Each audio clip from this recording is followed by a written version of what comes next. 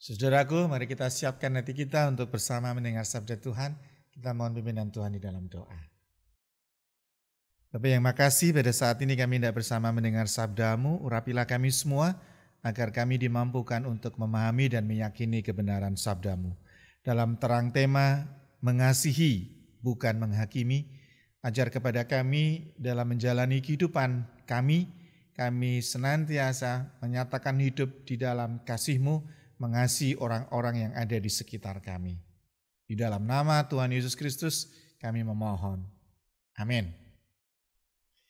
Bacaan kita pada saat ini diambil dari Injil Matius pasal 18 ayat 15 sampai 20. Lembaga Alkitab Indonesia memberi tema perikop ini adalah tentang menasihati sesama saudara. Apabila saudaramu berbuat dosa, tegurlah dia di bawah 4 mata. Jika ia mendengarkan nasihatmu, engkau telah mendapatkannya kembali. Jika ia tidak mendengarkan engkau, bawalah seorang atau 2 orang lagi, supaya atas keterangan 2 atau 3 orang saksi, perkara itu tidak disangsikan. Jika ia tidak mau mendengarkan mereka, sampaikanlah soalnya kepada jemaat. Dan jika ia tidak mau juga mendengarkan jemaat, pandanglah dia sebagai seorang yang tidak mengenal Allah atau seorang pemungut cukai. Aku berkata kepadamu, sesungguhnya apa yang kamu ikat di dunia ini akan terikat di sorga, dan apa yang kamu lepaskan di dunia ini akan terlepas di sorga. Dan lagi aku berkata kepadamu, jika dua orang daripadamu di dunia ini sepakat meminta apapun juga, permintaan mereka itu akan dikabulkan oleh Bapa-Ku yang di sorga. Sebab di mana 2 atau 3 orang berkumpul dalam namaku, di situ aku ada di tengah-tengah mereka. Demikianlah sabda Tuhan. Tema renungan pada saat ini adalah mengasihi, bukan menghakimi. Saudaraku, bacaan saat ini mengajarkan bagaimana tanggung jawab dalam membangun kehidupan persekutuan yang selalu berusaha menjaga kekudusan. Dalam perikop ini Tuhan Yesus mengajarkan bagaimana kita masing-masing bertanggung jawab terhadap sesama kita, yaitu dalam hal memperhatikan sikap dan perilaku sesamanya. Dalam perikop ini Tuhan Yesus mengajarkan bagaimana sikap kita memperhatikan sesama kita itu. Ketika sesama kita itu berbuat dosa atau melakukan sebuah kesalahan, maka menjadi tanggung jawab setiap kita untuk mengingatkan orang tersebut. Tentu ketika kita mengingatkan orang tersebut, dasarnya adalah yang pertama, semangat kita adalah semangat mengasihi orang tersebut, bukan semangat untuk menghakimi. Yang kedua, semangat kita untuk mengingatkan itu adalah di dalam rangka orang itu menyadari kesalahannya, dan bukan dalam rangka untuk mempermalukan dia atau mereka. Dan yang ketiga, dasarnya sebenarnya adalah ketika kita mengingatkan itu karena kita bertanggung jawab terhadap kehidupan kebersamaan kita.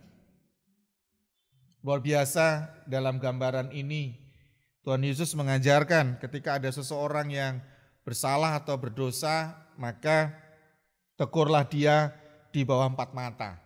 Artinya ada ikatan personal, ikatan kedekatan satu dengan yang lain. Tetapi jika tidak mau mendengar, maka ajak 1-2 orang untuk bersama-sama mengingatkan bahwa ini adalah sebuah komunitas.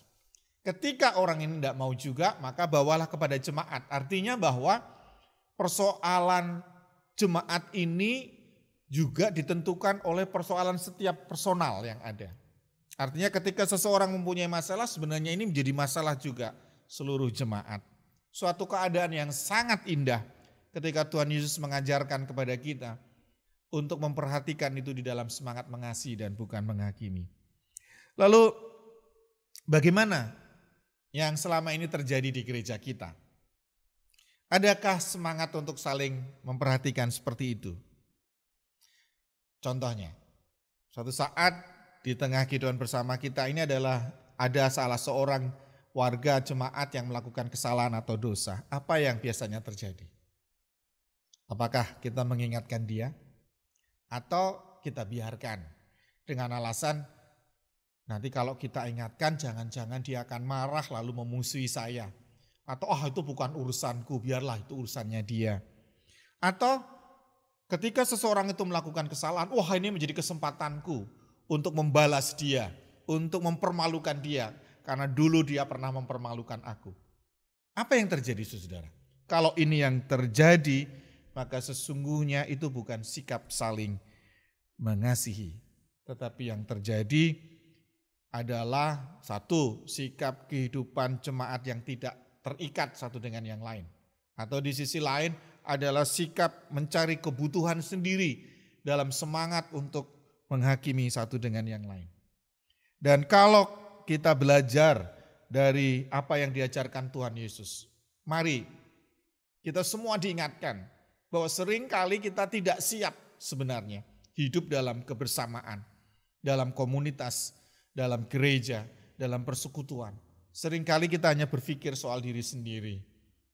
Saat ini kita diingatkan, mari ketika kita hidup sebagai anak-anak Tuhan, maka sebenarnya kita dipanggil dalam kehidupan bersama. Dan dalam kehidupan bersama kita diingatkan untuk saling memperhatikan dengan saling mengasihi dan bukan menghakimi. Tuhan memberkati kita semua. Amin.